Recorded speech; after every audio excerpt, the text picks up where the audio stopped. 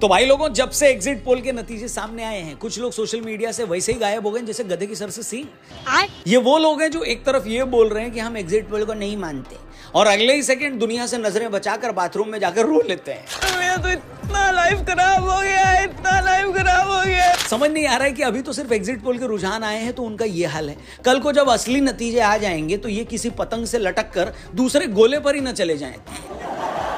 But jokes apart, exit poll के रुझानों ने सबको हैरान कर दिया है, क्योंकि मोटा मोटी ये उम्मीद तो सबने ही की थी कि बीजेपी जीत जाएगी, मगर जिस तरीके से ये सारे एग्जिट पोल बीजेपी को, एनडीए को 350-400 सीटें दिखा रहे हैं, उसने सबको सरप्राइज कर दिया है। तो आखिर ऐसा क्या हुआ कि जो बीजेपी पहले ही 2019 में अपने पीक पर पहुंच गई थी, वो इस बार पहले से भी ज्यादा सीटें ला रही है? आखिर क्या वजह है कि 10 साल राज करने के बाद भी मोदी की पॉपुलैरिटी पहले से कहीं ज्यादा हो गई है? और वो कौन कौन से राज्य हैं जो आज तक बीजेपी की रीच से दूर थे, मगर इस इलेक्शन में बीजेपी ने वहां भी कब्जा कर लिया है? तो आइए एक एक करके इन सारे सवालों के जवाब देते हैं। वीडियो पसंद आए तो इसे जरूर लाइक करिएगा, हमारे चैनल को सब्सक्राइब करिएगा और ये वीडियो शेयर करके और भी लोगों तक जरूर पहुंचाइएगा। केजरीवाल जी, अगर इजाजत है तो शुरू करें प्लीज जरा। तो करो ना भाई, ये भी परेशान हो गए, हम भी परेशान हो गए, करो फिर। नमस्कार दोस्तों, मैं हूं रौनक और आप देख रहे हैं फनतंत्र।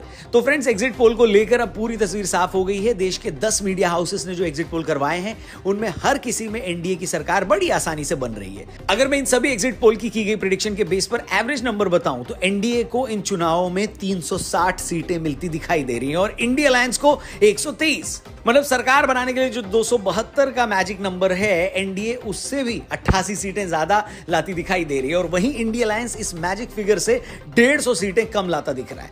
अब आप इन एग्जिट पोल को कितना ही बड़ा फ्रॉड क्यों ना बता दें, ये कितने भी इधर उधर क्यों ना चले जाएं, फिर भी इस बात के चांसेस बहुत कम है कि असल रिजल्ट में एनडीए की 80-90 सीटें कम हो जाएं और इंडिया अलायंस की 150 सीटें बढ़ जाएं।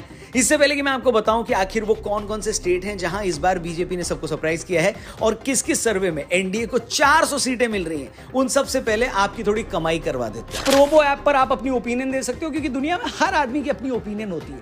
बस मैं आपसे रिक्वेस्ट करता हूं कि अपनी ओपिनियन यहां वहां वेस्ट मत करो, वहीं अपनी ओपिनियन दो जहां आपको इसके बदले कुछ प्राइजेस या पैसे मिले। जैसे प्रोबो ऐप, डिस्क्रिप्शन में लिंक दिया, उस पर क्लिक करके प्रोबो ऐप डाउनलोड करिए। कई सारे टॉपिक्स मिलेंगे जहां पर आप सिर्फ हाँ या ना में अपनी ओपिनियन दे सकते हो। जैसे अपन ने पॉलिटिक्स की बात करी, जैसे एक सवाल आपको प्रोबो में मिलेगा कि क्या कांग्रेस 100 या उससे ज्यादा सीटें जीत पाएगी इस बार के लोकसभा चुनाव में, हाँ या ना? बीजेपी 72 या उससे ज्यादा सीटें उत्तर प्रदेश में जीत पाएगी इस लोकसभा चुनाव में, यस या नो? अपनी ओपिनियन दो और ऐसे आसान से सवालों पर अपनी हाँ या ना में ओपिनियन देकर आप जीतिए आप लाखों रुपए, और जब जीत जाओ तो उसे आसानी से विड्रॉ भी कर सकते हो और हीरो प्राइजेस जीत सकते हो। मेरा कूपन कोड लगाइए, 500 रुपए तक का वेलकम बोनस भी पाइए और 4 जून को रिजल्ट वाले दिन इसी चैनल पर लाइव आइए। लाइव धमाल करेंगे, बहुत सारी बातें करेंगे और प्रोबो के साथ कुछ स्पेशल होने वाला है। याद रखिएगा, चैनल सब्सक्राइब करना है। वीडियो में आगे बढ़ते हैं।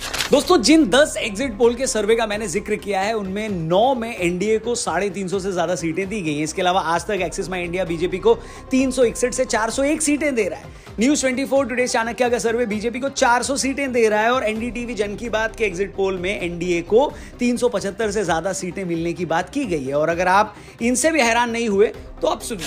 ज्यादातर एग्जिट पोल के हिसाब से पश्चिम बंगाल में बीजेपी 42 में से 25 से 28 से सीटें जीतकर नंबर 1 पार्टी बन सकती है। इसी तरह तेलंगाना की 17 में से 8 से 10 सीटें बीजेपी जीत सकती है। आंध्र प्रदेश में टीडीपी के साथ बीजेपी का अलायंस है और यहां पर ये दोनों पार्टियां 25 में से 21 सीटें तक जीत सकती हैं।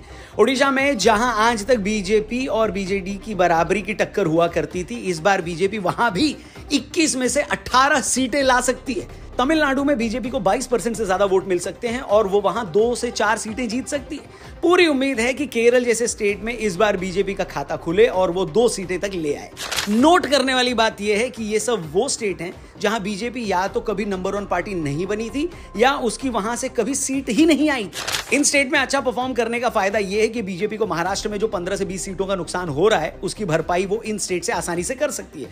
इसके अलावा बीजेपी को थोड़ा नुकसान राजस्थान और बिहार में भी हो सकता है। राजस्थान में राजपूतों और जाटों की नाराजगी के चलते बीजेपी शायद 2019 वाला परफॉर्मेंस न रिपीट कर पाए, जब उसने 25 में से 25 सीटें जीती थी। मगर फिर भी बीजेपी राजस्थान में 20 सीटें तक ला रही है। उसी तरह मध्य प्रदेश, गुजरात, उत्तराखंड, हिमाचल, छत्तीसगढ़ जैसे स्टेट जहां बीजेपी क्लीन स्वीप कर सकती है। अगर बीजेपी सच में इन स्टेट में क्लीन स्वीप करती है तो यह बहुत बड़ा कमाल होगा, क्योंकि 3-3 इलेक्शन में एक ही स्टेट में सारी की सारी सीटें जीत जाना किसी चमत्कार से कम नहीं होता।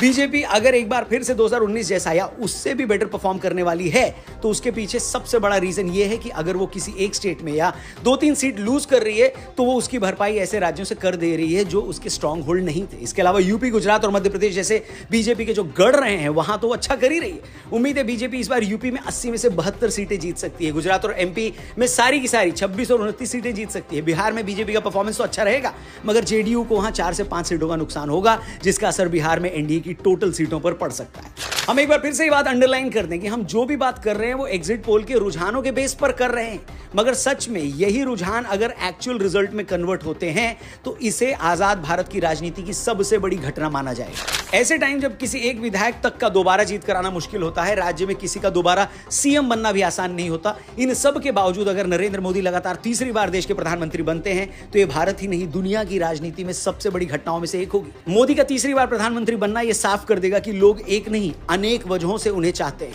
अगर कुछ लोग ऐसे हैं जो उन्हें हिंदुत्व की राजनीति का सम्राट मानते हैं तो ऐसे भी लोग हैं जो उन्हें मुफ्त अनाज जैसी योजनाएं चलाने वाला मसीहा मानते हैं। कुछ लोगों के लिए मोदी अगर पाकिस्तान का पक्का इलाज है तो कुछ ऐसे भी हैं जिन्हें लगता है कि मोदी ने दुनिया में भारत का परचम लहराया है। अगर सच में तीसरी बार मोदी पीएम बनते हैं तो आपको मानना ही होगा कि लोग उन्हें एक नहीं कई वजहों से चाहते हैं। जैसा मैंने पहले कहा, इसमें कोई शक नहीं है कि किसान आंदोलन के चलते बीजेपी को हरियाणा, पंजाब में कुछ सीटों का नुकसान हो। हेमंत सोरेन की गिरफ्तारी के चलते हो सकता है उन्हें झारखंड में आदिवासियों का वोट भी कुछ कम मिले। अग्निवीर जैसी योजनाओं के चलते उसे राजस्थान में भी कुछ सीटों की नाराजगी झेलनी पड़े। लेकिन ओवरऑल सरकार को लेकर अभी भी ऐसा पर्सपेक्टिव है कि 10 साल बाद भी नरेंद्र मोदी एंटी इनकम्बेंसी जैसी कोई चीज फेस नहीं कर रहे। और जैसा कि हर बड़े परफॉर्मर के लिए कहा जाता है कि उसका मुकाबला किसी और से नहीं खुद से होता है। जिस तरह से हर एग्जिट पोल में बीजेपी सदर्न स्टेट्स में अच्छा कर रही है, ऐसा लगता है नरेंद्र मोदी ने खुद अपने सामने ये चैलेंज रखा था कि वो इस बार दक्षिण के राज्यों में अच्छा करके ही रहेंगे, और लगता है कि वो ऐसा कर ही लेंगे। बाकी आपको क्या लगता है, क्या एग्जिट पोल के नतीजे रिजल्ट में कन्वर्ट हो पाएंगे, हाँ या ना? अपनी ओपिनियन कमेंट सेक्शन में तो जरूर देना। प्रोबो पर भी अपनी ओपिनियन हाँ या ना में देकर लाखों जीत सकते हैं आप। डिस्क्रिप्शन में लिंक दिया है, जल्दी से प्रोबो को डाउनलोड करें। मेरा कूपन कोड जरूर यूज करिएगा, 500 रुपए तक आपको वेलकम बोनस मिलेगा। और 4 तारीख को सुबह 10 बजे रौनक आपको लाइव मिलेगा। प्रोबो के साथ कुछ मस्त करने वाले हैं हम लोग 4 जून को, यानी रिजल्ट वाले दिन 10 AM मॉर्निंग लाइव यहीं पर। चैनल सब्सक्राइब करके जाना, फेसबुक पे देख रहे हो तो पेज को जरूर लाइक करना, और वीडियो पसंद आई तो इसे लाइक जरूर करना, शेयर जरूर करना और चैनल को सब्सक्राइब करना। Thank you for watching. कल मिलते हैं। गुड बाय, जय हिंद।